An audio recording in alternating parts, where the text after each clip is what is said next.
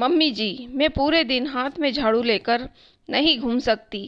पापा जी, आप जरा यहाँ से उठकर सोफे पर बैठ जाइए, मुझे यहाँ झाड़ू लगानी है। नितिका ने अपने ससुर निरंजन जी से कहा। बहू, यहाँ पर झाड़ू थोड़ी देर बाद लगा लेना, अभी तुम्हारे ससुर बैठे हैं, उन्हें बैठा रहने दो। चाय पीकर जब नहाने जाएंगे तब सफाई कर लेना। सास निर्मला जी बोली, मम्मी जी, मुझे पीहू के स्कूल जाना है, पीटीएम अटेंड करने। वहाँ से आते आते 1 बज जाएगा, उस वक्त सफाई नहीं होगी। बहू, इतनी आफत क्या है, स्कूल थोड़ी देर बाद चली जाना। मम्मी जी, मैं तो खुद सोच रही हूँ कि सारे काम खत्म करके जाऊँ, लेकिन आप ही नहीं चाहती। मैं भी इंसान हूँ, सारे काम करके जा रही हूँ, उसमें भी सबके नखरे चलते हैं, मुझे भी काम निपटाना है। ऐसा करिए, स्कूल आप चली जाइए, मैं घर के काम आराम आराम से कर लूँगी।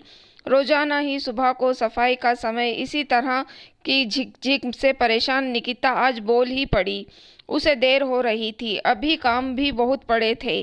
सास ससुर का किसी तरह का कोई योगदान नहीं था। निकिता के ससुर ड्राइंग रूम में अपना पलंग बिछाकर सोते थे, अपना कमरा होते हुए भी वो ड्राइंग रूम को ही सोते थे। इसी वजह से रोज सुबह सुबह सफाई के समय कहासुनी होती। निकिता को सफाई करके बाकी काम निपटाने होते और सास ससुर ड्राइंग रूम में 10 बजे तक बैठे रहते।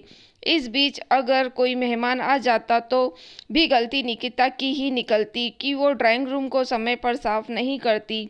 इधर निकिता की बात सुनकर निर्मला जी बोली, बहू, तुम्हें तो हम दोनों एक साथ बैठना भाता ही नहीं, तुम रोज हमारी चाय के वक्त झाड़ू लेकर खड़ी हो जाती हो।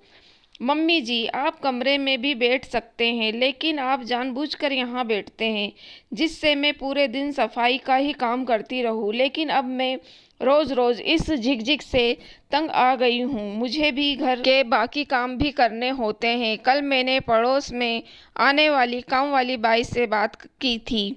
मैं भी आंटी को फ़ोन करके बोल देती हूँ कि अगर कमली बाई आए तो उसे हमारे घर भी भेज देना, फिर आपका जब मन करे कमली से सफाई करा लेना, मैं पूरे दिन हाथ में झाड़ू लेकर नहीं घूम सकती, निकिता ने कहा और स्कूल जाने के लिए तैयार होने कमरे में चली गई। तभी कमरे से निकिता का पति वरुण बाहर आया। उसने शायद सब सुन लिया था। निर्मला जी ने वरुण को घूर कर देखा। मम्मी जी, इस बारे में मैं कुछ नहीं बोल सकता। आपने ये भी नहीं सोचा कि रस्सी को उतना ही खींचो कि वो टूट ना जाए। निकिता घर के सारे काम संभालती है, कितनी बार कहा है कि झाड़ू पोछे के लिए तो बाई लगा लो, लेकिन आप तो उसे आराम देना ही नहीं चाहती। उस पर भी काम आपके समय के हिसाब से हो, ये संभव नहीं। मम्मी, आखिर वो भी घर की बहू है, झाड़ू वाली बाई नहीं। बेटे की बात सुनकर निर्मला जी मुंह बनाकर बैठ गई। अब कुछ बोलने का तो फायदा था ही नहीं। अब तो बेटा भी अपने पक्ष में नहीं था, अब तो बहू को परेशान करने के लिए कुछ और ही सोचना पड़ेगा। दोस्तों, अगर आपको कहानी पसंद आई हो तो आप मेरी वीडियो को लाइक और मेरे चैनल को सब्सक्राइब ज़रूर कीजिए।